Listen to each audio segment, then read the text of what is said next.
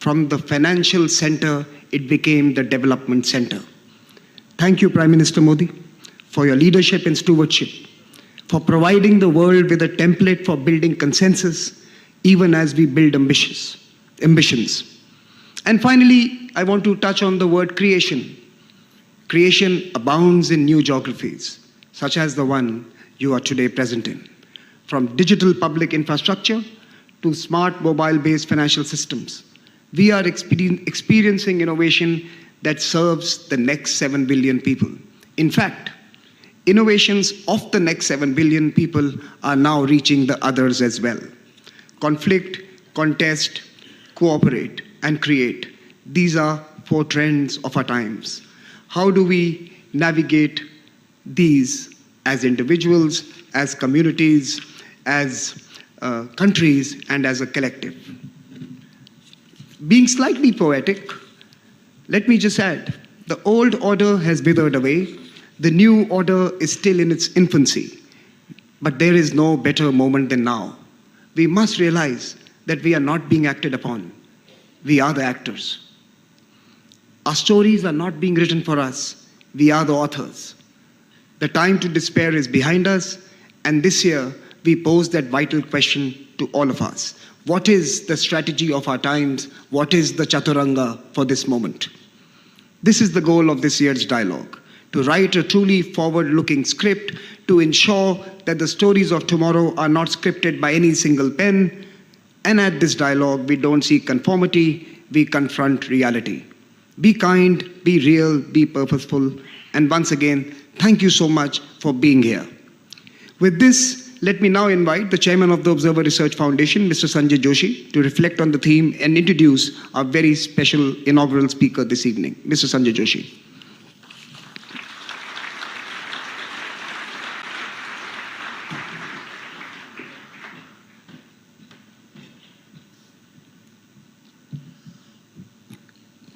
Thank you, Samir.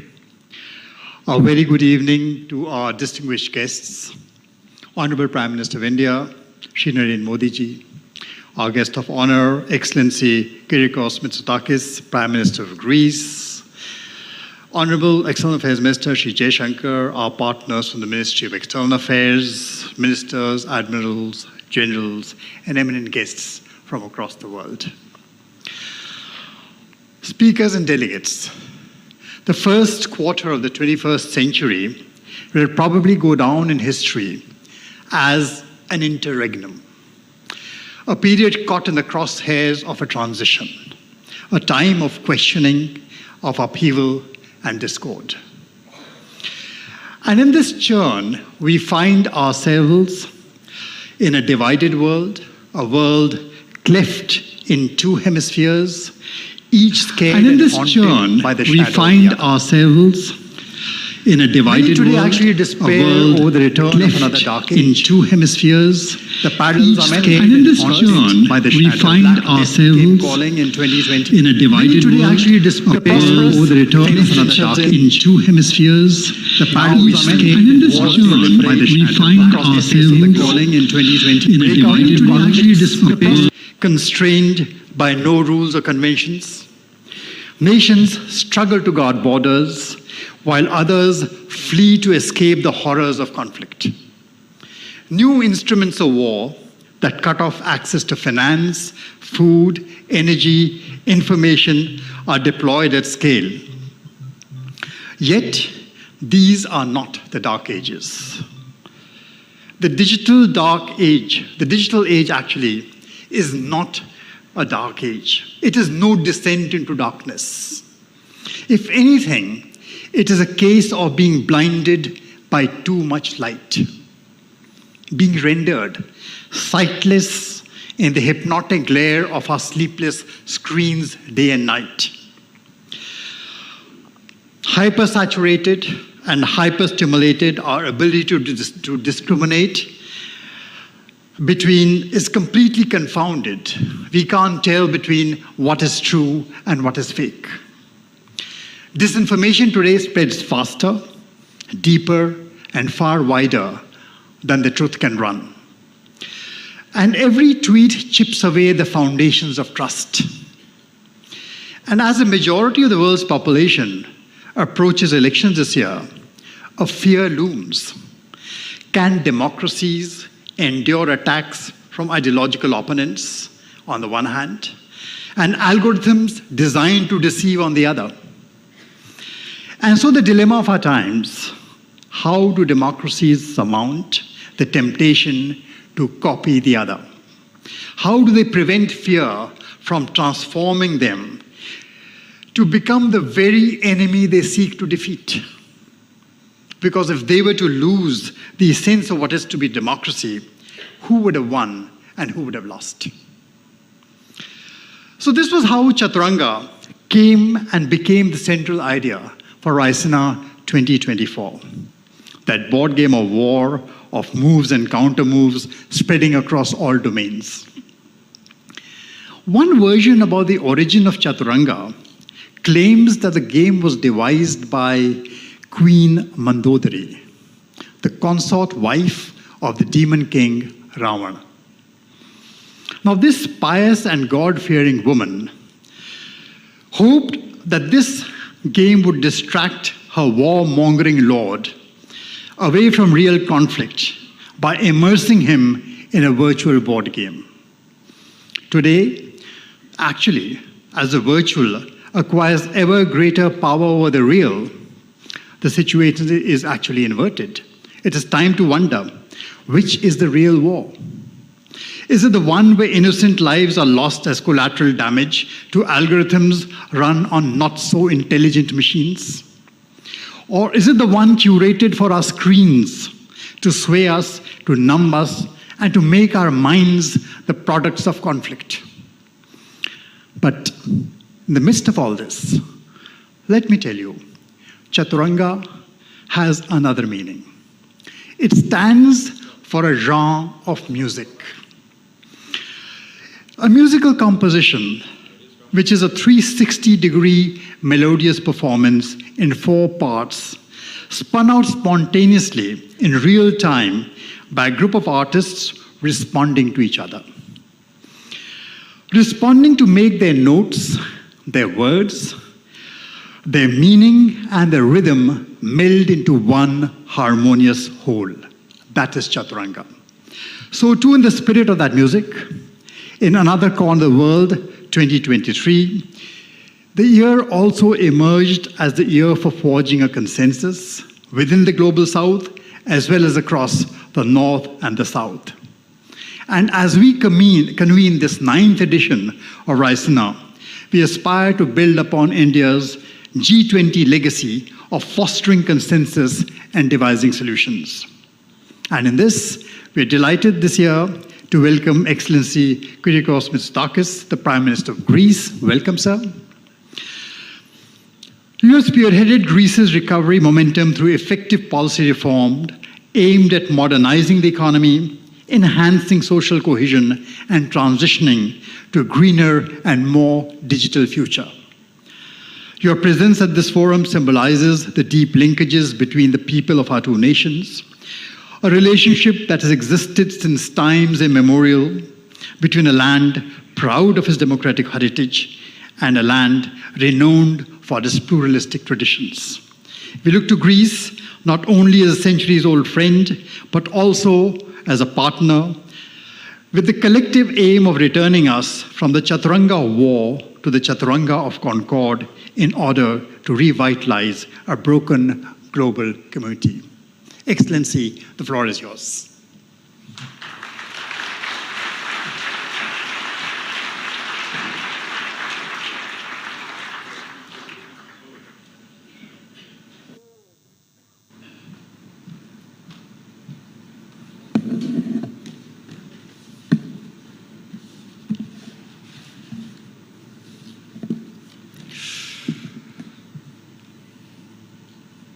Prime Minister Modi, Minister of External Affairs, dear Chairman of the Observer Research Foundation, Excellencies, distinguished guests, ladies and gentlemen, thank you first of all for this very warm welcome.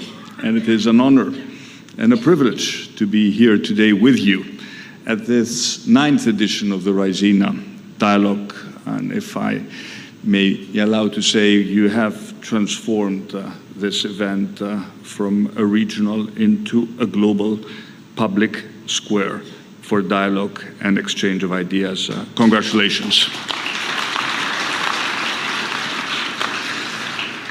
And let me start by saying that today is a moment to both reflect upon and celebrate the strength of the partnership between our two great nations, between India and Greece. A partnership bound by economic, cultural, philosophical ties stretching back millennia. A partnership between two allies, two countries that share similar values. A partnership that today binds us closer than ever before. But above else, a partnership between the world's oldest democracy and the world's largest democracy. And it is to democracy that I turn first. Ladies and gentlemen, as was pointed out in the introduction by the chairman, 2024 is a year of striking geopolitical importance. Not least because this year, half of the world's population will go to the polls in as many as 64 countries, and of course, the European Union, to choose the democratic representatives who will shape the destinies of their people, but also the future of the world for the foreseeable future. And the sheer scale of this global exercise in democratic self-governance is incredible. It's also a testament to the lasting power of democracy.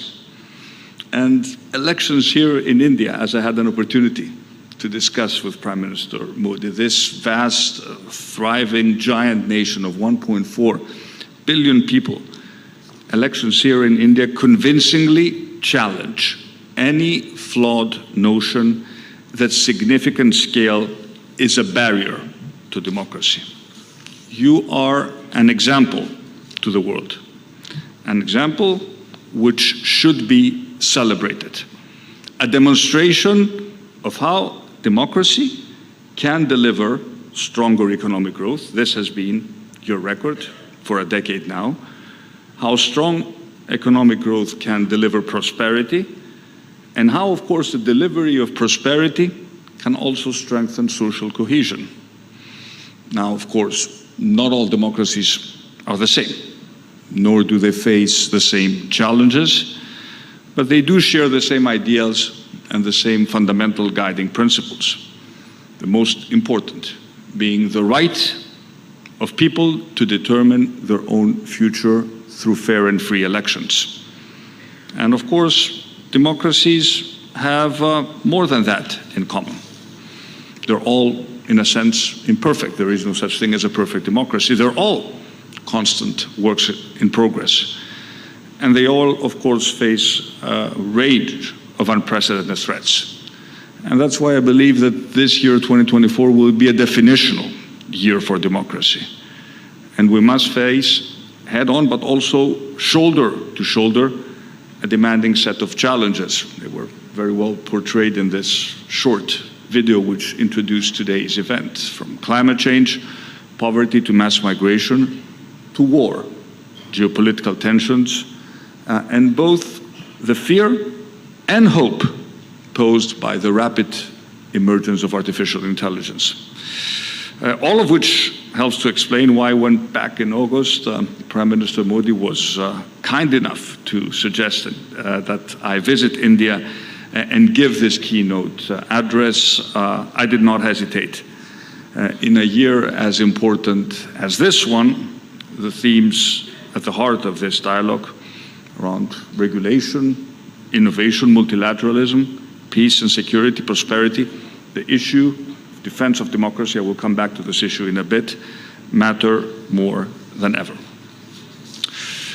Ladies and gentlemen, today India is a great power on the world stage, an important ally in the pursuit of peace and security, a rising force at the heart of the G20, and a leading player in the fight against climate change.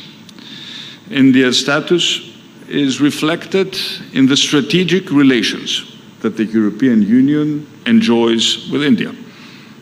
President Ursula von der Leyen was at this stage 2 years ago at the Raisina dialogue, and she said, for the European Union, strengthening and energizing the partnership with India is a priority in this upcoming debate. I would dare Prime Minister Modi to go further. Strengthening our partnership with India, and I'm speaking about Europe, should be a cornerstone of Europe's foreign policy. And this is certainly true for my country.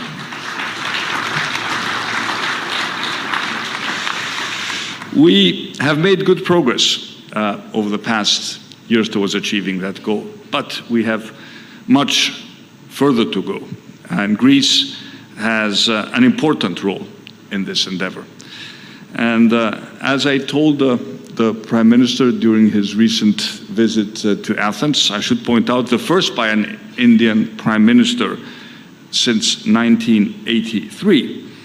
We are at a unique moment of mutually beneficial opportunity. One in which Greece, given its geographic, cultural, and strategic proximity, can act as an interlocutor between India and Europe, and I would dare to go even wider lens, between the global north and the global south, and indeed between the east and the west. Since ancient times, Greece's position at a physical and cultural crossroads means that it has always been a corridor for exchange in goods, in knowledge, and in wisdom. Today, Greece has excellent relations with all countries in the Middle East, the Gulf countries, and is uniquely placed as a connector between the Mediterranean Sea and the Indo-Pacific. It presents so much opportunity for both our countries. We are already a well-established logistics center, an international gateway, but we want to increase connectivity and promote trade still further. Piraeus is one of the busiest ports in Europe. More of our ports are in the process of being privatized. Greek ship owners, something which is absolutely critical also for India, control the largest merchant marine fleet in the world. And beyond the flow of goods, we are pursuing new corridors for data and energy. And the emergence of groundbreaking projects like IMEC, the India, Middle East, Europe corridor, hold great promise to supercharge connectivity between India, the growth economies of the Middle East, and Europe. One has just to look at the map to realize that Greece is sitting right in the center of this new corridor. And to our friends in India, I say, we are your natural doorstep to Europe and beyond. And the war in Gaza and the turmoil in the Middle East is undoubtedly destabilizing. But it does not undermine the profound, the powerful logic behind IMEC. Nor should it weaken our resolve to work tirelessly towards materializing it. Instead, I would argue it gives us even more reasons to promote peace, given that IMEC at its heart is also a peace project, which can bring about stability and prosperity for all participating countries. Countries which are at war don't trade with each other. The Indo-Pacific region is a major focus for the European Union's global policy.